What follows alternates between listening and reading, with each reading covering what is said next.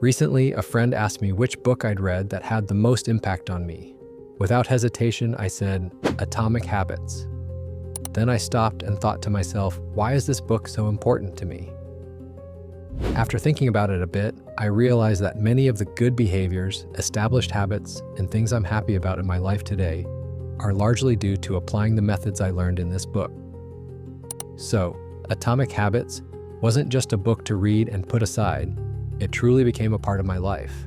Therefore, in this video, I want to share with you the main ideas I learned from Atomic Habits, and which I've personally seen working in my life. If you watch the video carefully until the end, I believe you'll find useful things you can apply to your own life. Ready? Let's begin. 1. Small things can lead to big results. What we call habit is actually very well summarized by the quote I shared at the beginning of the video. People don't decide their future, they decide their habits, and their habits decide their future. So with the small choices we make every day, with the habits we acquire, we shape not only our present, but also our future. In fact, we shape our character. Because habits form the foundation of character, a person's habits largely determine what kind of person they will be, how they will react, and how they will live their life. Therefore, habit is not a simple, insignificant matter. On the contrary, it is one of the most fundamental aspects of life. Managing our habits well essentially means managing our lives and character well. The book Atomic Habits provides a striking example of this. A small 1% improvement in your habits during the day can propel you to a level of 1.01 that day. This number alone might not mean much, but when you multiply 1.01 by itself for 365 days, you get approximately 37.8. This means that if you improve yourself by just 1% each day for a year, you'll be almost 37 times better off by the end of the year. This is incredibly powerful, because what's being discussed here isn't grand revolutions or radical changes. It's about small, consistent behaviors. Therefore, it's important not to categorize habits as small or large. Every good habit you incorporate into your life propels you forward far more than you might think. That's why we should never underestimate the power of habits. But there's also the opposite. If you're getting 1% worse every day, that's 0.99 multiplied by 365 days, the result is almost zero. This means you're silently but steadily dragging your life down. That's why the bad habits we need to eliminate are just as important as the good habits we choose. I realized this much more clearly after reading the book Atomic Habits.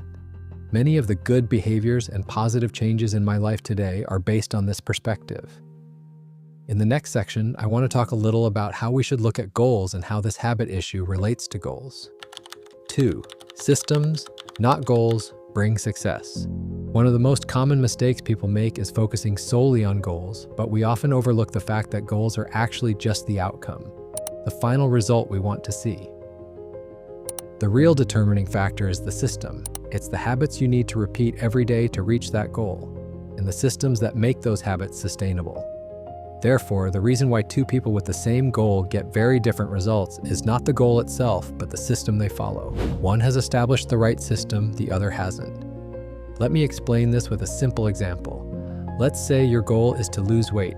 You currently weigh 100 kilos, and your goal is to get down to 80 kilos. When you start with this goal, especially in the first few weeks, maybe even the first 2 to 3 weeks, you may not see the results you want. You might lose some weight, but because you're focused on the goal, it will seem very slow. You reach the point of thinking, this isn't working, and often you give up and gain even more weight than before. However, once you've set your goal, you need to completely shift your perspective to the system. That means asking yourself this question every day. How should I behave today to achieve this goal? What habits should I adopt today? Daily walks, a proper diet, sleep schedule. The focus shouldn't be on the result, but on the present. The point is whether you can end the day with the right habits and the right behaviors. Once you do this, you no longer need to focus on the goal, because when you apply the right system, you will reach that goal within a certain time frame. But if you focus only on the outcome from the beginning, you will inevitably experience disappointment along the way, and the likelihood of you giving up and saying, I can't do it, is very high. That's why it's crucial to understand this clearly. What brings us success is not the goals themselves, but the systems. 3. Habits build identity, not behavior. Honestly, before reading this book, I didn't associate habits with identity so clearly. But after reading this chapter, it really made sense to me. You need to think like this. In your daily life, you should evaluate your decisions not just in terms of, should I do this or not, but in terms of, what kind of person am I? A simple example is the question, would someone who exercises do this? Let's say you're out with friends and everyone is eating hamburgers and pizza. At that moment, you need to ask yourself, would someone who is truly an athlete eat this? Actually, deep down, you already know the answer to that question. When you adopt this perspective, you go from saying, I'm going to exercise, to saying, I am someone who exercises. And when you make it a regular habit to see yourself as someone who exercises, your behavior is shaped accordingly. After a while, exercising stops being an extra effort and becomes your norm, so your identity gives rise to your behavior. There's an expression I really like in English, fake it till you make it.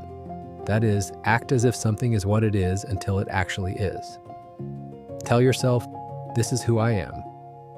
Even if you don't feel that way 100% at that moment, as you repeat this and nourish that identity with your behavior, you truly become that person.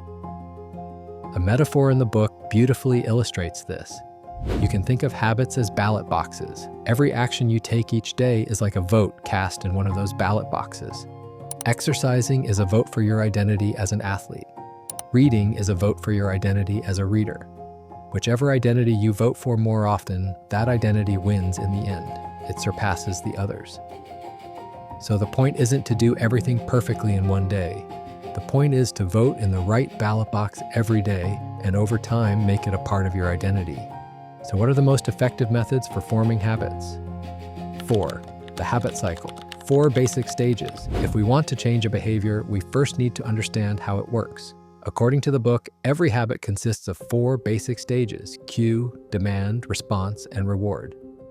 This cycle operates continuously throughout the day, whether we are aware of it or not. A cue is the trigger that initiates a habit. It can be an image, a clock, an emotion, or an environment. For example, the light on your phone screen, a notification sound, feeling bored, or seeing the sofa when you come home in the evening. All of these are cues that send a do something signal to your brain. Desire is the craving that this cue creates in you. Actually, you're not drawn to the phone itself, but to the feeling you'll get from it. You want the distress to pass, to relax, to enjoy yourself. Your brain imagines the reward here. And this imagination is the real driving force that motivates you. The response is the habit itself. That is, the behavior you perform, reaching for your phone, eating the chocolate, browsing social media, or conversely, going for a walk, opening a book, etc. But there's an important detail here. The brain always chooses the response that provides the quickest reward with the least effort. In other words, the easiest one. The final stage is the reward, the feeling you get after performing the behavior. Relief, pleasure, stress reduction, relief from anxiety. The brain registers this reward and says, that worked, let's do it again. That's how habits are reinforced. Therefore, habits are often not a matter of willpower. If the cycle is designed correctly, the habit flows naturally. If it is designed incorrectly, it is difficult to change, no matter how much you want to. If we truly want to change behavior, instead of fighting ourselves, we need to intervene at a point in this cycle. We will either change the cue, reduce the urge, make the response more difficult, or render the reward meaningless. The entire approach of the book is based precisely on this. 5. 4 rules for building good habits. According to the book Atomic Habits, there are 4 basic rules for forming a good habit. A habit should be visible, attractive, easy, and satisfying. Essentially, these 4 rules summarize how the brain works in a very simple way.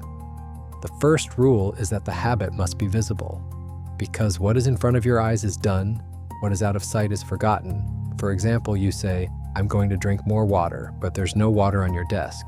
The day ends and you realize you haven't drunk any water. The problem here isn't willpower, it's visibility. When you put the bottle on the table, your brain sees it repeatedly throughout the day and prompts you to act.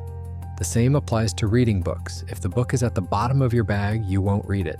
But if it's on your bed, it's harder to ignore.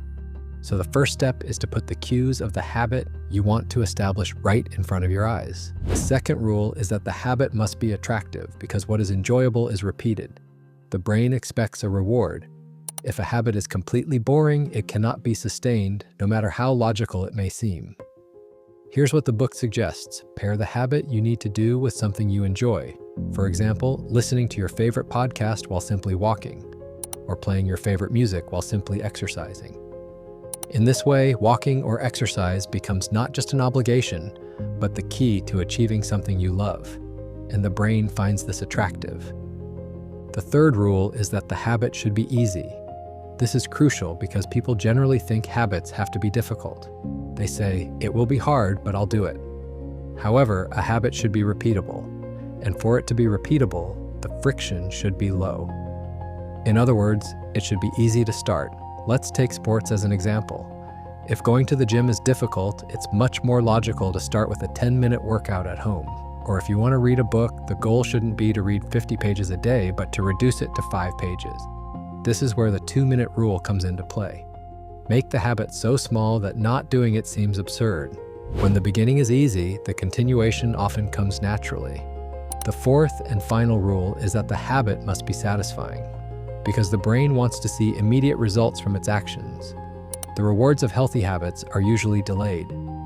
The results of exercise may be seen months later, but you feel the fatigue immediately. Therefore, it is necessary to make good habits instantly satisfying. For example, marking your daily habit on a calendar, creating a chain, visualizing your progress. This small feeling of satisfaction tells the brain, "Okay, this is working," and reinforces the habit. In short, a habit is forgotten if it's not visible, abandoned if it's not appealing, unsustainable if it's difficult, and doesn't become a habit if it's not satisfying.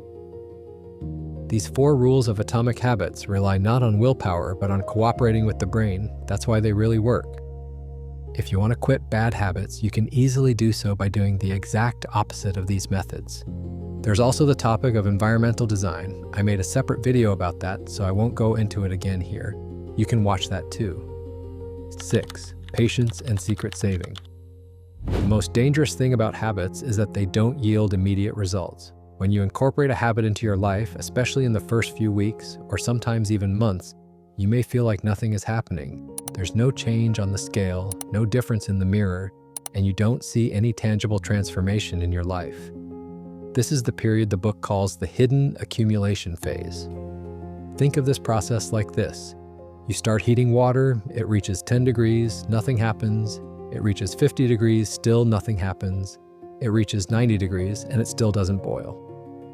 But the moment it reaches 100 degrees, the water suddenly starts boiling. Actually, that boiling moment isn't a miracle. It's the result of all the silent accumulation leading up to that point. Habits work exactly like that. Change progresses invisibly for a long time before it becomes visible. Most people give up at this point. They say, "I've done this, but it's not working." It's not that it's not working, it's just that the results haven't appeared yet. But we find it difficult to continue without seeing the results, because the brain needs immediate feedback. That's why many people abandon the right habits just before they reach the point where they're about to fully show results.